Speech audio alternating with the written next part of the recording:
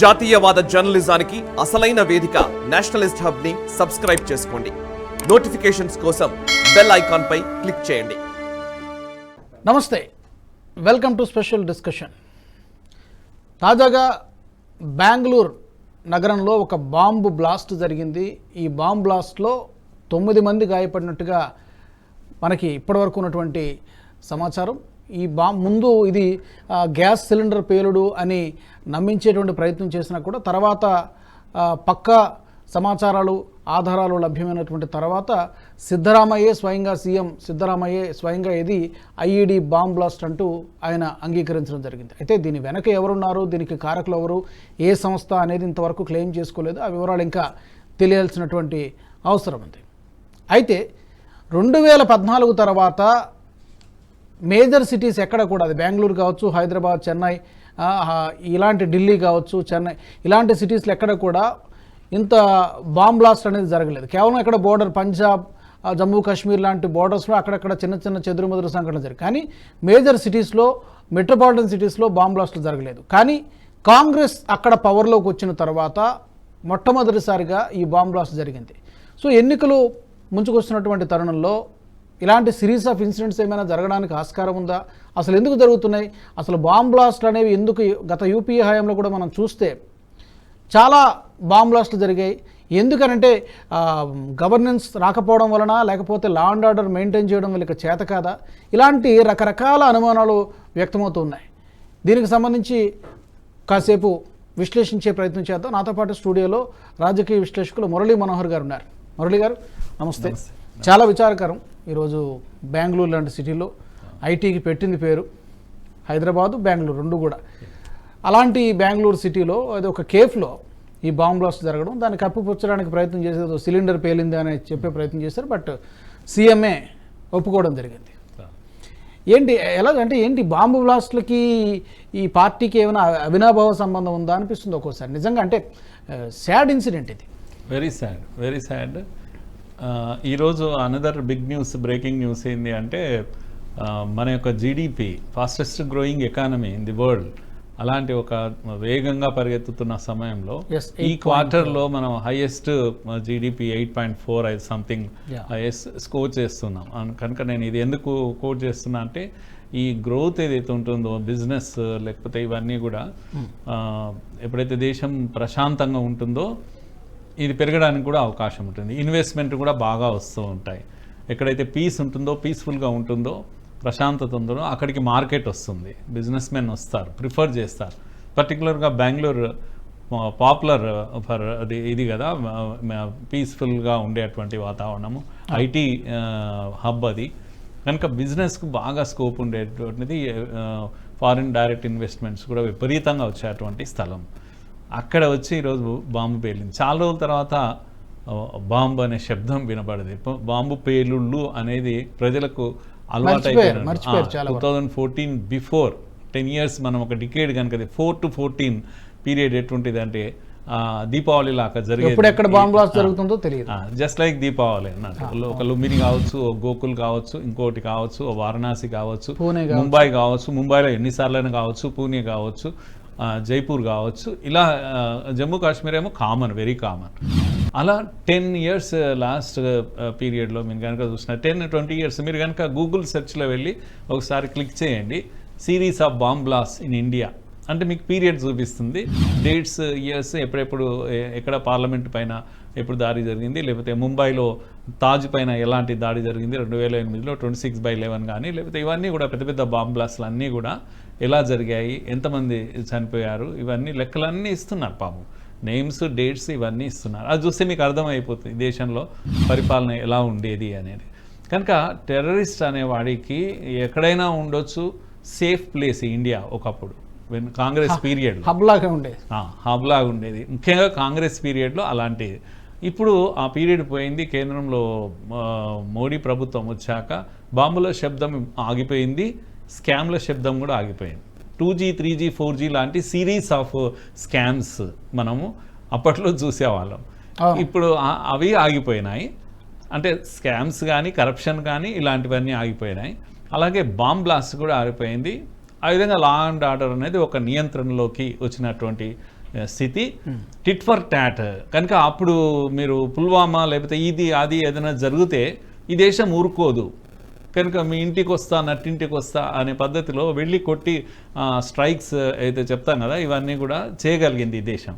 కానీ అంతకుముందు ఈ దేశం పైన అలాంటివి జరిగాయి. ఈ దేశం పైన వాట్ ఈస్ 26/11 లేకపోతే వాట్ ఈస్ ఇది బాంబే అటాక్స్, తాజ్ మీద జరిగిన అటాక్ అయింది. అది మన దేశంపై మీ ఇంటికి మీ నట్టింటికి మీ ఎకనామిక్ క్యాపిటల్ ముంబై, మీ తాజ్ హోటల్, ఫారినర్స్ ఉండేటువంటి దీంట్లో వచ్చి దాడులు జరుగుతాయి, మనుషులు వస్తారు, గన్స్ తీసుకొని వస్తారు. ఇలాంటి ఒక మాటలో చెప్పాలంటే నేను చాలా ఆలోచించి చెప్తున్నాను. కంఫర్ట్ జోన్ అని లేకపోతే సేఫ్ జోన్ కాంగ్రెస్ గవర్నమెంట్ అని నేను ప్రశ్నిస్తున్నా. Wherever there is government, Congress government, it is a safe zone అన్నట్టుగా ఇప్పుడు ప్రూవ్ అవుతుంది. ఎక్కడ జరగకుండా ఇక్కడ మాత్రమే జరగడం, బెంగళూరులో జరగడం. పైగా సీఎం గారు ఏమని స్పందిస్తారంటే నా హయాంలో నా పాలనలో మొదటిసారి బాంబు పేలింది అని చాలా గర్వంగా చెప్తున్నాడు ఆయన. మొదటిసారి అంటే ఇంకా ఎన్నిసార్లు పేలాలి ఏమనుకుంటున్నాడు అసలు? బాంబు పేలడం అంటే అంత ఈజీయేనా? స్లీపర్ సెల్స్ ఎక్కడ ఉంటాయండి? ఎక్కడ పోలీస్ అజాగ్రత్తగా ఉంటుందో, ఎక్కడ మీ సెక్యూరిటీ అక్కడే యాక్టివ్ అవుతారు. Even Hyderabad was the safe zone when KCR was ruling this state. ఇక్కడ ఎన్నో స్లీపర్ సెల్స్ ఇక్కడ రాష్ట్ర ప్రభుత్వం పట్టుకోలేదు ఏ రోజు కూడా. కనుక లేకపోతే సెంట్రల్ ఏజెన్సీస్ వచ్చి పట్టుకుంటాయి, ఇక్కడ పెద్ద పెద్ద టెర్రర్ గ్రూప్స్ పట్టుకుంటాయి. ఇప్పుడు కూడా ఎలా ఉందో తెలియదు మరి. కనుక బెంగళూరులో దొరికాయి ఇదే పరిస్థితి ఈరోజు. అందుకే మీరు అన్నది వాస్తవము, ఆలోచించాల్సిన విషయము. పైగా ఎన్నికల సీజన్ ఇప్పుడు కనుక ఇదంతా కూడా మీరు అన్నట్టుగా సేఫ్ జోన్ అని నేను అంటున్నా. Wherever there is government, Congress government, they may feel that it is safe zone. మాకు ఇక్కడ సెక్యూరిటీ ఉంది, ఏదైనా చేసుకోవచ్చు. ఈ బాంబు పేలులో నేను 2-3 రకాల అవకాశాలను చూస్తున్నా. ఒకటేమో it could be a terror ఇది ఇన్సిడెంట్, కానీ చూస్తే ఒక వార్నింగ్ లాంటిది కూడా కావచ్చు, ఒక వార్నింగ్ లాంటిది కావచ్చు, ట్రయల్ కావచ్చు కూడా. ఇది చిన్న ఇంకా పెద్ద లో లెవెల్ బ్లాస్ట్ కనుక ఇది ఒక ట్రయల్ కూడా కావచ్చు, కనుక ఇది ఒక వార్నింగ్ కావచ్చు. కనుక ఇప్పుడు అలర్ట్ కావాల్సినటువంటి పరిస్థితి. కనుక మళ్ళీ ఇదే రాజకీయాలు వస్తాయి, దీంట్లో రాజకీయాలు వస్తాయి, చర్చ ప్రారంభమవుతుంది. కనుక అందరు సోకాల్ లెఫ్ట్ లిబరల్ అందరూ కూడా కవరింగ్, స్మోక్ కవరింగ్ అంటాం కదా, అలాంటి కవర్ స్టార్ట్ చేస్తారు. ఇక వాదనలో ప్రతివాదనలు ఏమైంది, బీజేపీ అయితేనే కాంగ్రెస్ అయితేనే అవుతుందా, ఇలాంటి చర్చ మొదలవుతుంది. కానీ నేను ఓపెన్గా అంటున్నాను, అవును మీరు ఎక్కడుంటే అక్కడ బాంబులు పేలుతున్నాయి కదా మరి. అలాగే ఇప్పుడు మనకి కర్ణాటక స్టేటు వీళ్ళు పవర్లోకి రాకముందు ఫారెన్ డైరెక్ట్ ఇన్వెస్ట్మెంట్స్లో ఫస్ట్ ఆర్ సెకండ్ ప్లేస్లో ఉండేది. కానీ ఇప్పుడు ఈరోజు చూసుకుంటే 4th ప్లేస్కి పడిపోయినటువంటి పరిస్థితి కనిపిస్తుంది. ఇంకా రాబోయే రోజుల్లో ఎలా ఉంటుందో తెలియదు, ఎందుకంటే వీళ్ళు ఎప్పుడముప్పుడుగా హామీలు ఇచ్చేశారు, అవి ఎలాగ ఫుల్ఫిల్ చేయాలో అర్థం కావట్లేదు. దానికి తోడు ఈ అపీజ్మెంట్ పాలసీస్, ఈ గవర్నెన్స్ మరి రాకనా, మా లా అండ్ ఆర్డర్ మెయింటైన్ చేయడం చేత కాకనా ఈ ఫారెన్ డైరెక్ట్ ఇన్వెస్ట్మెంట్స్ అనేవి తగ్గిపోయినాయి, పూర్తిగా తగ్గిపోయాయి. దేశమంతా కూడా దీని ప్రభావం ఉంటుంది, ఒక బెంగళూరు పైనే ఉండదు. ఎందుకంటే ఎప్పుడైతే టెర్రర్ గ్రూప్స్ పనిచేస్తున్నాయి, ఎప్పుడైతే బాంబ్ బ్లాస్ట్ జరుగుతాయి అని అన్నప్పుడు న్యాచురల్గా బిజినెస్ మ్యాన్ ఎప్పుడు కూడా సేఫ్గా ఉండాలని అనుకుంటాడు. వై షుడ్ ఐ కమ్ అని అనుకుంటాడు. ఇన్వెస్ట్మెంట్, అది హ్యూజ్ ఇన్వెస్ట్మెంట్. ఎవరు పెడతారు? అంటే సేఫ్ ప్లేస్కి వెళ్ళరు. ఎందుకు చైనా నుంచి బయటికి వెళ్ళిపోతున్నారు జనము? సేఫ్ ప్లేస్గా కనపడడం లేదు. ఒకప్పుడు సేఫ్గా అనిపించింది, ఇప్పుడు బయటికి వెళ్ళిపోతున్నారు. ఇన్వెస్ట్మెంట్స్ అన్నీ కూడా చైనాలో తగ్గిపోతూ ఉన్నాయి. Same thing may happen in India. అలాంటిదే జరగవచ్చు. కనుక మనం దేశం నష్టపోతుంది ఇటువంటి వాటి కారణంగా. నేనేమంటాను, మీరు why Friday is chosen all the times. ఇది ఎందుకు జరుగుతుంది? అది కూడా పాయింట్. యాక్చువల్గా ఫ్రైడేనే చేస్తారు ఏంటో మరి. ఎందుకు జరుగుతుంది? ఎక్కడ లేని ధైర్యం ఎందుకు వస్తుంది? కాంగ్రెస్ అంటే ధైర్యం వస్తుంది, ఫ్రైడే అంటే ధైర్యం వస్తుంది. నేను I'm not pointing out on religion కాదు. ఇక్కడ టెర్రర్ గ్రూప్స్కు హిస్టరీ ఉంది కనుక నేను అంటున్నాను. కనుక ఇస్లామిక్ టెర్రరిస్ట్ గ్రూప్స్కు ఒక లేని ఒక ఎనర్జీ వస్తుంది ఫ్రైడే. కనుక ఇలాంటివన్నీ అనుమానాలు మీరు జవాబు చెప్పాల్సి వస్తుంది, ప్రభుత్వాలు కూడా జవాబు చెప్పాలి. కనుక ఇది ఆషామాషి సంఘటనగా తీసుకోవద్దు. లో ఇంటెన్సిటీ కదా, 9 మందే కదా, దెబ్బలు మాత్రమే తగిలాయి కదా, ప్రాణాలు పోలేదు కదా అంటే ప్రాణాలు పోతేనే సీరియస్ ఇన్సిడెంటా? ప్రాణాలు పోయినప్పుడు ఏం చేశారు చెప్పండి? ముంబైలో రాజుగారు, నేను ఈ దేశంలో రైళ్లలో బాంబులు వేలాయండి. మీరు మర్చిపోకూడని సంఘటనలు. ఎన్ని రైళ్ళు అంటే మీరు రఫీగంజ్ ట్రైన్ బ్లాస్ట్ 2002లో 200 మంది చనిపోయారండి. గమ్మత్ ఏంటంటే 2002లో జరిగింది. తర్వాత ఎన్ని రైళ్ళు అంటే ముంబైలో సిరీస్ ఆఫ్ బ్లాస్ట్ జరిగినాయి. సంజోతా ఎక్స్ప్రెస్ మనందరికి గుర్తుంది, మైండ్లో మర్చిపోలేము. 70 మంది చనిపోయారు. లేకపోతే జ్ఞానేశ్వర్ ఎక్స్ప్రెస్ వెస్ట్ బెంగాల్లో 140. రైళ్లలో పరిగెత్తే రైళ్లలో బాంబులు పేలితే దిక్కు లేదు. బాంబేలో అయితే బాంబులు పేలడం, యాకూబ్ మేనాన్ ఎవడు టెర్రరిస్ట్, వాడు బాంబులు పేల్చాడు, 200 మంది చనిపోయారు. ట్రైన్ ఏంది డెడ్ బాడీస్ తీయడము, ట్రైన్ పక్కకు తెరపడం, మళ్ళీ ట్రైన్లో పరిగెత్తడం. అంటే లైఫ్ అంటే నడుస్తూనే ఉంటుంది. మధ్య బాంబులు పేలుతుంటాయి, చచ్చేవాడు చస్తుంటారు, రైలు పరిగెత్తుతుంటాయి, మనుషులు పరిగెత్తుతుంటారు. ఇంత అలవాటైంది మన దేశంలో మనకు. అది నిత్యకృత్యం. లండన్లో ఒక అండర్వేలో ఒక చిన్న బాంబు పేలితే సంవత్సరం 2 సంవత్సరాలు మనుషులు పోలేదు దాంట్లోకి. అప్పుడు మన పత్రికలను ఎంత భయస్తులు లండన్ వాళ్ళని రాశారు. అంటే భయస్తులు కాకపోతే ఏముండాలి మరి? అంటే మనలాగా శవాలు పడితే వాటిపైన దాటి వెళ్ళిపోవాలి, వాటిని పక్కకు జరుపుకోవాలి, రైలు పరిగెత్తుండాలి. మనలాగా అంత అలవాటు పడాలి. జరగకుండా చూసుకోవాలి, ఫస్ట్ జరగకుండా చూడాల్సిన బాధ్యత అంతే ప్రభుత్వాలకు ఉంది. అంతే కదా. కనుక భయమా, పెద్ద హీరోయిజమా? అరే శవాలు తేలిపోతా ఉంటే దాన్ని హీరోయిజం అంటామా? 700, 200, 300 మంది అలా చనిపోతుంటే నీ సిటీలోకి వచ్చి, నీ హోటల్లోకి వచ్చి చంపేస్తాబోతూ ఉంటే ఎందుకు ఈ ప్రభుత్వాలు ఎందుకు పనిలేక? ప్రజలకు రక్షణ ఇవ్వలేని ప్రభుత్వాలు ఎందుకు కొరకు అసలు? కనుక ఇది సీరియస్ మ్యాటర్. ఎంత ఇంజురీస్ కూడా serious matter. One injury is also serious matter అని ఆ విధంగానే చూడాలని అనిపిస్తుంది నాకు. ఇప్పుడు మీరు చెప్పినట్టుగా రైల్లో బాంబ్ బ్లాస్ట్లు కావచ్చు చాలా జరిగాయి. ఇప్పుడు మీరు కొన్ని ఉదహరించారంటే 2004 నుంచి 2014 మధ్య కాలంలో చాలా జరిగాయి. పూణేలో, ముంబైలో, అలాగే మన హైదరాబాద్ అయితే ఇంకా మర్చిపోలేము. అది గోకుల్ చాటు, మక్కా మసీదులో కూడా జరిగినట్టున్నాయి. అక్కడ కూడా జరిగే బాంబ్ బ్లాస్ట్లు. ఎప్పుడెక్కడ ఏ సిటీలో జరుగుతుందో తెలియనటువంటి గుంపులుగా వచ్చే దగ్గర బాంబ్ బ్లాస్ట్ జరుగుతుంది. ఈ రోజు జరిగింది కూడా అదే కదా. క్వశ్చన్ ఏంటంటే ఇది వీళ్ళకి అజ్ఞానమో లేకపోతే గవర్నెన్స్ ఫెయిలియర్గా చూడాలా, లేకపోతే వాళ్ళతో ఏమైనా కుట్ర పని కూడా వీళ్ళకే డ్యామేజ్ అవుతుంది కదా, వీళ్ళకి చేతకానితనమైనటువంటి ఒక ముద్ర పడుతుంది కదా సొసైటీలో. Governance failure, law and order maintain చేయలేనటువంటి అసమర్థత, అలాగే చూడాలా కంప్లీట్గా. అలాగే చూడాలి.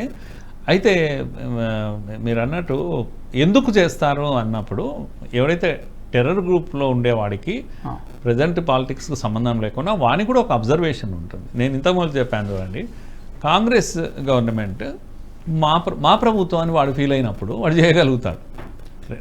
లీనియన్స్ ఇచ్చేస్తారు. ఇది మా ప్రభుత్వం కనుక మా ప్రభుత్వంలో కొన్ని ఏమన్నా చేసుకోవచ్చు అని వాడికి ఉండే ధైర్యం. మీరు ఇచ్చిన ధైర్యం ఇది. మీ బిహేవియర్, మీ యాటిట్యూడ్ కారణంగా మీరు ఎట్లా బిహేవ్ చేస్తారా అనేది మీరు ఇచ్చినటువంటి. నేను ఒక మాట అంటానండి, వీళ్ళు నేరస్తుడు ఎన్ని రకాలుగానైనా నేరాలు చేయవచ్చు. వాడు బాంబు పేల్చవచ్చు, రేప్ చేయొచ్చు, లేకపోతే దొంగతనం చేయొచ్చు, ఇంకేదైనా చేయొచ్చు. నేరాలు అనేవి పలు రకాలుగా ఉంటాయి. నేరం ఎక్కడ చేసినా, ఏ ప్రభుత్వంలో జరిగినా, ఎవరు చేసినా నేరస్తుడిగా మాట్లాడాలి కదా. నేను అడుగుతున్నాను, ఈరోజు బెంగాల్లో ఇది ప్లేస్లో జరిగింది కదా, సందేశ్కాలి మీద ఈ సోకాల్ లెఫ్ట్ లిబరల్స్ వాయిస్ ఏందండి ఈ రోజు వరకు? వాళ్ళ వాయిస్ ఏంది చెప్పండి. ఇక్కడ మన రాష్ట్రంలో నెల రోజులు దాటిపోయిన తర్వాత అరగోపాల్ లాంటి వాళ్ళు, నాగేశ్వరరావు లాంటి వాళ్ళు, నేను పేర్లు తీసుకుంటున్నా కావాలని, వీళ్ళంతా వాళ్ళ వాయిస్ నేను వింటుంటా, ఎవరెవరు ఏం చెప్తుంటారు. సే ఫర్ ఎగ్జాంపుల్ సందేశ్కాలి ఇన్సిడెంట్ను చెప్తూ అక్కడికి మహిళా కమిషన్ వాళ్ళు వెళ్ళారు, ఎస్సీ కమిషన్ చైర్మన్ వెళ్ళారు, లేకపోతే ఎస్టీ కమిషన్ వెళ్ళారు. రేపు ప్రైమ్ మినిస్టర్ కూడా వెళ్తారని అంటున్నారు, వెళ్ళొచ్చు మరి. అయితే సన్నాయి నొక్కులు ఎలా ఉంటాయంటే దాని మీద మాట్లాడుతున్నాం. అక్కడ నేరం ఏంది, ఎవరు నేరస్తులు, ఎవరు, ఎంత ఘోరమైనటువంటి ఇది జరుగుతూ ఉంది, ఆ ప్రభుత్వం యొక్క అటిట్యూడ్ ఎలా ఉంది, వీటిని విశ్లేషించాలి. విశ్లేషించేటప్పుడు మీరు వీళ్ళు వెళ్ళారు, వాళ్ళు వెళ్ళారు, మంచిదే, ఇక్కడ తప్పు జరిగింది కనుక మంచిదే. కానీ మణిపూర్ అప్పుడు మీరు ఎందుకు వెళ్ళలేదు? ఏమనుకుంటున్నారు? మణిపూర్ అప్పుడు నువ్వు చీల్చి అన్నాడు, వద్దను. కానీ మీరు విశ్లేషకులా, మీరు చాలా మేధావులని టైటిల్ పెట్టుకుంటారే, మళ్ళీ టీవీలలో వచ్చి మాట్లాడతారు. మీ క్రుక్కడ్ బ్రెయిన్ బయట పెట్టుకుంటారు మీరు మాట్లాడేటప్పుడు. మీలో ఎప్పుడు ఆ ఫెయిర్ ఇది ఉండదు. స్ట్రైట్ ఫార్వర్డ్గా మాట్లాడారు, తప్పుగా చెప్పలేరు. దాన్ని తీసుకొని వచ్చి మళ్ళీ మణిపూర్కు లింక్ పెట్టుకుంటారు, ఇంకో దానికి లింక్ పెట్టుకుంటారు. కనుక మణిపూర్లో అలాగే స్పందించాలి కదా. మీరు అందరూ, నేను ఇప్పుడు పేర్లు కావాలని 2-3 చెప్పాను, వీళ్ళందరూ కూడా వీళ్ళని లెఫ్ట్ లిబరల్స్ అని అంటారు. ఏ రోజు కూడా మనం పొరపాటున వీళ్ళు న్యాయంగా మాట్లాడతారు, ఫెయిర్గా ఉంటారు, మేధావులు వీళ్ళు అని ఏ రోజు అనుకోవద్దు. వీళ్ళే అసలైన దుర్మార్గులు, వీళ్ళే కవర్ చేస్తుంటారు ఇలాంటి వాళ్ళను, ఇలాంటి ప్రభుత్వాలను, ఇలాంటి వాళ్ళ. అక్కడ మమతా ప్రభుత్వం ఉంది, మమతా ప్రభుత్వం విశ్లేషించండి మీరు. వాళ్ళ లా అండ్ ఆర్డర్ ప్రాబ్లం ఎలా ఉంది, Yogi Adityanath law and order problem ఎలా ఉంటుంది. అక్కడ మీకు బుల్డోజర్లు కనిపిస్తాయి, అన్యాయంగా బుల్డోజర్లు. అన్యాయం ఉంటుంది. బుల్డోజర్ ఒక ఇంటిని కూల్చాలంటే చట్టం లేదా, మన కోర్టు లేదా? ఒక ఇంటిని కూల్చాలంటే అది అక్రమ కట్టడం అయితేనే కూల్చగలుగుతుంది ఏ ప్రభుత్వం అయినా కూడా, అది యోగి అయినా ఇంకెవరైనా కూడా. కనుక ఆయన అవన్నీ తీసి ఇది సక్రమం అని చూసే కదా కొట్టేది. దాన్ని మీరు బుల్డోజర్ ప్రభుత్వంగా దాన్ని నిందించే ప్రయత్నం చేస్తారు. కానీ అది దాని వెనకాల అక్రమం ఉంది, ఉన్నందుకే అవకాశం వచ్చింది, ఇలా విశ్లేషించారు. ముస్లిం కనుక చేశారని అంటారు ఏమన్నా అయితే. కానీ దుర్మార్గులను, నేరస్తులను అందరినీ అణిచివేసినటువంటి ప్రభుత్వం కదా అది. మరి మీరు మమతా బెనర్జీ దగ్గర అలాగే జరుగుతుందా? మీరు సందేశ్ ఖాళీ ఇష్యూలో బీజేపీ దాన్ని అనవసరంగా మత సమస్యగా చేస్తుంది అని మాట్లాడతారు వీళ్ళు. మత సమస్య కూడా ఉంది అందులో. మరి డెమోగ్రఫీ చేంజెస్ జరుగుతూ ఉన్నాయి అక్కడ, మీరు మాట్లాడారు. కనుక నా ప్రాబ్లం రాది కాంగ్రెస్ కాదు, నా ప్రాబ్లం బీజేపీ కాదు, నా ప్రాబ్లం వీళ్ళు సోకాల్డ్ మేధావులుగా చలామణి అవుతున్న వాళ్ళు. వీళ్ళు కుట్రలు, కుతంత్రాలు, ఒంటి నిండా విషయం ఉంటుంది, నాలుక ఆడిస్తూ ఉంటారు, చాలా గొప్పగా కనిపిస్తారు, సూపర్గా కనిపిస్తారు, గొప్ప విశ్లేషణలుగా కనిపిస్తూ ఉంటారు. కనుక ఇప్పుడు దీని మీద మాట్లాడండి. వాళ్ళు జరిగింది దాంట్లో ఏ ప్రభుత్వం అయినా జరుగుతుంది అని ఈ లెవెల్కి వచ్చేస్తారు. లేకపోతే అక్కడ జరిగినప్పుడు మీరేం చేశారు, ఇలాంటివన్నీ మాట్లాడుతూ ఉంటారు. అయితే ఇప్పుడు ఇలాంటి సంఘటనలు జరగడానికి చాలా రకాల కారణాలు ఉండొచ్చు. కానీ ప్రధానమైనటువంటిది ఒకటి ఎపీజ్మెంట్ అనేటువంటిది వీళ్ళకి బాగా ఉన్నది. రైట్ ఫ్రమ్ ద బిగినింగ్ ఉంది. మేబీ వాళ్ళ డిఎన్ఏలోనే ఉందని అనుకోవచ్చు మనం. ఈ ఎపీజ్మెంట్ తోటే ఇలాంటి ఈ బాంబ్ బ్లాస్ట్ కానీ లేకపోతే అన్యాయాలు ఈ మహిళలపై ఈవెన్ అక్కడ దాన్ని కూడా లింక్ పెట్టచ్చు. అక్కడ కూడా అంతే, ఈ మైనారిటీ ఎపీజ్మెంట్ వల్లనే ఇలాంటి ఇన్సిడెంట్లు అనేవి జరుగుతున్నాయి ఒక విధంగా. అంటే అలాంటి ఇండైరెక్ట్ లింక్ అంటున్నాను నేను. అంటే అది కూడా వన్ ఆఫ్ ది రీజన్స్. నేను చెప్పాను కదా, అది ఆ ప్రభుత్వం యొక్క అటిట్యూడ్ కారణంగా. ఎప్పుడైతే సాఫ్ట్ కార్నర్ ఉందో, ఒక వర్గం మీద సాఫ్ట్ కార్నర్ ఉందో, మీరు అన్నట్టుగా ఎస్ ఇక్కడ ఉంటే మనం సేఫ్గా ఉండొచ్చు, మనం ఎలాంటి యాక్టివిటీస్ అయినా చేయొచ్చు అనేటువంటి ఒక నమ్మకం వస్తుంది. సో వాళ్ళు స్లీపర్స్ ఇన్యాక్టివ్గా ఉన్న సంవత్సరాల కొద్దీ ఇన్యాక్టివ్గా ఉన్న వాళ్ళు కూడా ఒకసారి యాక్టివ్ కావడానికి అవకాశం ఉంటుంది. సో డైరెక్ట్ రీజన్ అని కాదు, కానీ ఇండైరెక్ట్గా ఇది కూడా కారణం కదా అంటున్నాను. హ్యూమన్ బీయింగ్ ఎప్పుడు కూడా, మీరు ఈ స్టూడియోలో ఎక్కువ కాలం పనిచేస్తున్నారు, ఎందుకు చేస్తుంటారండి? It's not only money but comfort అన్నట్టు. ఇక్కడ రాగానే అందరూ పలకరించే వాళ్ళు, వీటిలో ఎటువంటి ఇది లేకపోయినప్పుడు యూ ఫీల్ కంఫర్ట్ కదా. కంఫర్ట్ జోన్లో మనిషి ఉండాలనుకుంటారు. కనుక టెర్రర్ గ్రూప్స్ కూడా అంతే, ఆల్వేస్ సేఫ్ హ్యావెన్ అని అంటాం. Congress government is a safe haven't for terrorist groups అని నేను అంటున్నాను. మరి కాదని ప్రూవ్ చేయండి మీ దగ్గర. అలాంటిది ఏం లేదు, మేము చాలా సీరియస్గా ఉంటాం. ఇందుకు నేను తెలంగాణలో కేసీఆర్ ప్రభుత్వం ఉన్నప్పుడు కూడా స్లీపర్ సెల్స్ ఇక్కడ ఉన్నాయి. స్లీపర్ సెల్స్ ఎక్కడ ఉన్నాయండి? Why only old city? Why not in other అది న్యూ సిటీ సికింద్రాబాద్? ఎక్కడ? Old city is comfort zone. కనుక అక్కడ ఎవరు షెల్టర్ ఇచ్చే వాళ్ళు ఉన్నారు. షెల్టర్ జోన్, కంఫర్ట్ జోనే కాదు, షెల్టర్ జోన్ అని. కనుక ప్రాబ్లం ఆల్వేస్ ఈ పాలిటిక్స్ కారణంగా మనుషులు ఎటువంటి అర్థం తీసుకుంటారు అంటే, ఈ ప్రభుత్వం ఉంటే మాకు ఏం కాదు అనేది, ఈ మనుషులు ఉంటే మాకేం కాదు అని, ఈ ఏరియా అయితే మాకేం కాదు అని. ఇలాంటివన్నిటికి కూడా దాని రీజన్ లేకుండా ఉండదు. టెర్రర్ గ్రూప్స్ అందరూ కూడా, నేరస్తులు అందరూ కూడా అక్కడే జమ అవుతారు. నేరస్తులు ఉండే ఏరియాలు అంటూ ప్రత్యేకంగా ఉంటాయి, వాడికి షెల్టర్ జోన్, అది సేఫ్ జోన్ అయి ఉంటుంది. కాంగ్రెస్ ప్రభుత్వాలు ఆలోచించుకోవాలి. మీరు ఈ 10, 12, 20 ఏళ్లలో గతంలో కూడా ఈ పీరియడ్లో జరిగినటువంటి ఇది ముఖ్యంగా నేషనల్ సెక్యూరిటీ విషయంలో అనేక రకాలైన ఫెయిల్స్ ఉన్నాయి. అవుట్ సైడ్ అదే కాదు, ఇంటర్నల్ సెక్యూరిటీలో కూడా అనేక రకాలైన కాంగ్రెస్ యొక్క ఫెయిల్యూర్స్ ఉన్నాయి. ఏ రోజు కూడా దీన్ని చక్కదిద్దే ప్రయత్నం చేయలేదు. ఉదాహరణకు మీరు ఇజ్రాయిల్ ఉంటుంది. మనకు ప్రాబ్లం ఏంటంటే పాకిస్తాన్ ఏ రోజైతే డెసిషన్ తీసుకున్నదో యుద్ధంతో మనం గెలిచేది లేదు కనుక మనము ఈ విధంగా గరిల్లా టైప్ ఆఫ్ దీంతో మనం చేయాలి కనుక 1000 ఘాట్లు అయినా కొట్టేసి మేము గెలవాలి.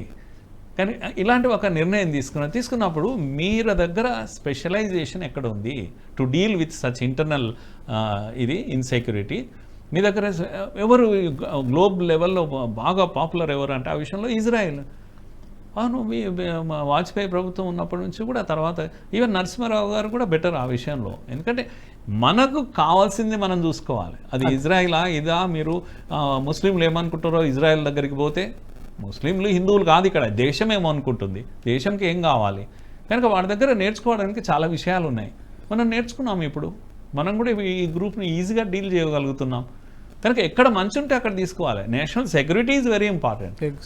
వై రిలీజియన్, వై అది వాడు ఇది అని చూడడం ఎందుకు? మీ పాలిటిక్స్ ఎందుకు? ఉదాహరణకు మొన్న రష్యా ఇది వార్ జరుగుతున్నప్పుడు మనము ఆ సైడ్ ఉండాలా ఈ సైడ్ ఉండాలా? అమెరికాతో రష్యాతో పెట్రోల్ తీసుకోవద్దని ఆంక్షలు ఉన్నాయని, ఆ ఆంక్షలు జాంతానని చెప్పినాం. మా నేషనల్ ఇంట్రెస్టే మాకు కావాలి ఇది కదా నేషన్ ఫస్ట్. అలాగే ఇక్కడ మనకి కాంగ్రెస్ గవర్నమెంట్ ఉన్న చోట ఇక్కడ సేఫ్గా ఫీల్ అవుతున్నారు అని చెప్పి మనం అనుకుంటూ ఉన్నాం. ఒక మీరు అన్నారు హెవెన్ అని చెప్పి. ఈ మధ్యన ఇక్కడ తెలంగాణలో కాంగ్రెస్ పవర్లోకి వచ్చింది. అఫ్కోర్స్ మనందరం సేఫ్గా ఉంటామనే మన నమ్మకం ఉండాలి కూడా.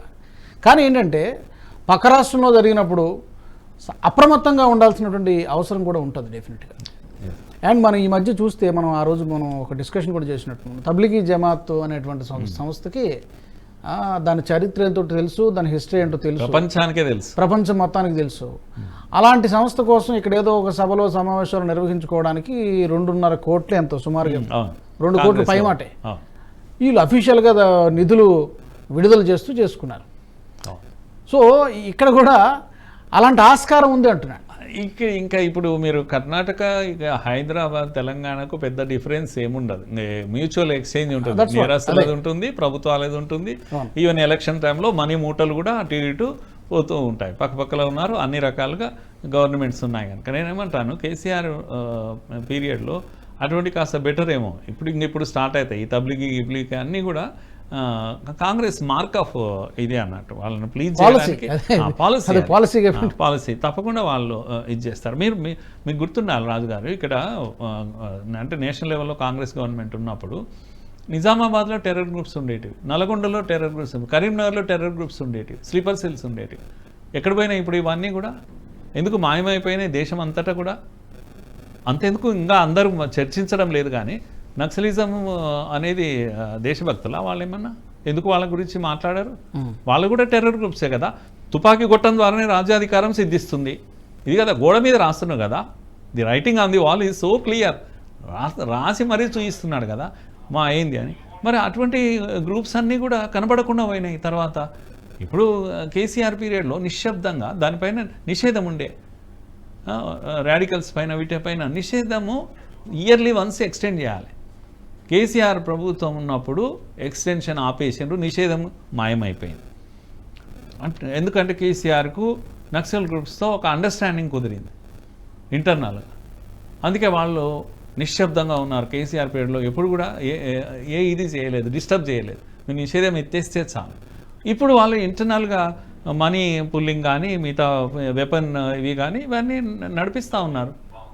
ఇప్పుడు టీవీలో ఇంకా చర్చలు మొదలు కాలేదు, ఎందుకంటే వాళ్ళు బ్లాస్ట్ మొదలు చేయలేదు కనుక. కాంగ్రెస్తో నేషనల్ లెవెల్లో అండర్స్టాండింగ్ ఉంది. ఇప్పుడు నక్సల్ టెర్రర్ గ్రూప్స్తో నేషనల్ లెవెల్లో అండర్స్టాండింగ్ ఉంది.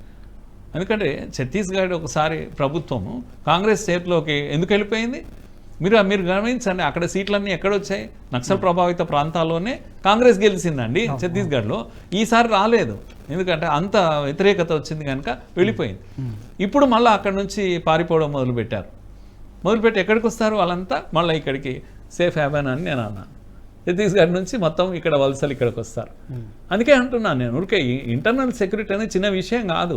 ఎందుకంటే ఈ బార్డర్లో అదంతే ఆ బార్డర్లో పోతాడు వాడు, ఆ బార్డర్లో అంతే ఈ బార్డర్. కానీ వాళ్ళ తుపాకులు, వాళ్ళ ఇది డబ్బు వ్యవహారం అన్నీ ఉంటాయి. వాళ్ళ గురించి మంచి వాతావరణం క్రియేట్ చేయడానికి ఇక్కడ మాట్లాడే వాళ్ళు హరగోపాలు వరవర్రావులు వీళ్ళంతా ఇక్కడ ఉంటారు అన్నట్టు. మీడియాలో మాట్లాడడానికి వాళ్ళు చాలా గొప్పోళ్ళు అని చెప్పడానికి వీళ్ళంతా టెర్రర్ గ్రూప్సే నేను అంటున్నాను. ఇంటర్నల్ సెక్యూరిటీ కాదా అని అంటున్నాను. తుపాకీ పట్టుకొని తిరిగేవాడు, ఎన్నికలు జరగనియ్యాడు, అన్నీ శాసిస్తాడు. ఎందుకు డెమోక్రసీ దిగిరా, ఎలక్షన్స్లో పార్టిసిపేట్ చేయి, సిపిఎంని ఎవరన్నా అంటున్నారా? అంటే ఇది ఓపెన్ డిస్కషన్ జరగాలండి. ఇటువంటివన్నీ కూడా దాచుకునే విషయాలు ఏం కాదు. ఎగ్జాక్ట్లీ. చివరిగా ఒక మాట చెప్పండి, సంతుష్టీకరణ మంత్రం అనేటువంటి ఇది కొంతకాలం వాళ్ళ కోట్లను తెచ్చిపెట్టిందేమో కానీ ఇది ఎక్స్పైర్ అయిపోయినటువంటి ఒక ఫార్ములా అనేది చాలామంది చెప్తున్నారు. మీరు కూడా దాంతో అగ్రీ అవుతారా? తప్పకుండా 100%. Those days have gone almost. సంతుష్టీకరణ ఇప్పుడు రివర్స్ సంతుష్టీకరణ చేయాలి మీరు. ఎందుకంటే ఆల్రెడీ మీరు ఆ ప్రాసెస్లో ఉన్నారు.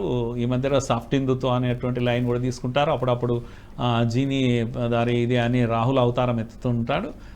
మీరు హిందువులలో చైతన్యం వచ్చింది కనుక ఇంకా మీరు ఒక వర్గాన్ని మాత్రమే ప్లీజ్ చేస్తూ శృతి మించినటువంటి అపీజ్మెంట్ వాళ్ళ దేశం నష్టపోతుంది.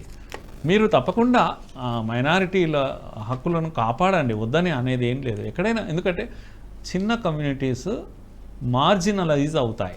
ఎందుకంటే ఇప్పుడు అంతా అదేంటి హైదరాబాద్ లాంటి ప్లేస్లో పట్టణవాసులు ఉండే దగ్గర గ్రామీణుడు అవమానానికి గురవుతాడు. ఉదాహరణ కొరకు చెప్తున్నాను. కనుక అతన్ని కొద్దిగా సేఫ్ గార్డ్ చేయాలి. అలాగే మైనారిటీ అనే పదము ఇక్కడ మైనారిటీలు పార్సీలు ఈర్సీలు అసలైన మైనారిటీలు ఎక్కడ పోయినరో తెలియదు. మైనారిటీ అంటే ఈరోజు ముస్లింలే. ముస్లింలు ఏ రోజు ఇండియాలో మైనారిటీ కాదు. ఆల్మోస్ట్ పెద్ద నెంబర్లో ప్రపంచంలో అనేక దేశాలనే నెంబర్ ఇక్కడ ఉంది, అక్కడ లేని నెంబర్ ఇక్కడ ఉంది.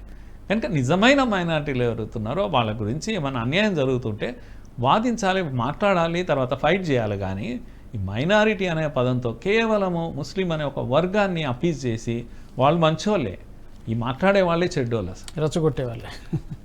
ఎనీహౌ చర్చలో పాల్గొన్నందుకు మురళి గారు ధన్యవాదాలు. Thank you so much. Thank you. ఈ మైనారిటీ సంతుష్టీకరణ అనేటువంటి ఒక విధానం ఏదైతే ఉందో ఇది ఈ విధానం కారణంగానే అది కేంద్రంలో అధికారంలో ఉన్నప్పుడు కానీ 2004 నుంచి 2014 మధ్యలో కావచ్చు, లేదా వివిధ రాష్ట్ర ప్రభుత్వాల్లో ఆ పార్టీ అధికారంలో ఉన్నప్పుడు కానీ చాలా ఇలాంటి సంఘటనలు చాలా జరిగే మనం చెప్పుకుంటూ పోతే చాలా వాటి గురించి మనం ఉదహరించుకున్నాం. అలాంటి ఆ విధానాల వల్లనే ఇలాంటి సంఘటనలు జరుగుతున్నాయి. భవిష్యత్తులోనైనా ఈ విధానాలని విడనాడాలి. విడనాడకపోతే వదలకపోతే తప్పకుండా ప్రజలు బుద్ధి చెప్పేటువంటి రోజులు దగ్గరలోనే ఉన్నాయనేది విశ్లేషకులు చెప్పేటువంటి మాట. ఇది వాటి ప్రత్యేక చర్చా కార్యక్రమం. Keep watching NHTV. ఈ వీడియో మీకు నచ్చినట్టయితే లైక్ చేయండి, 10 మందికి షేర్ చేయండి. అలాగే కామెంట్ల రూపంలో మీ అభిప్రాయాలను మాతో పంచుకోండి. Nationalist hub group of channels ను సబ్స్క్రైబ్ చేసుకుని తెలుగునాట జాతీయవాద జర్నలిజాన్ని ప్రోత్సహించండి. ఈ వీడియో కింద ఉన్న బెల్ ఐకాన్ పై క్లిక్ చేయడం మర్చిపోవద్దు.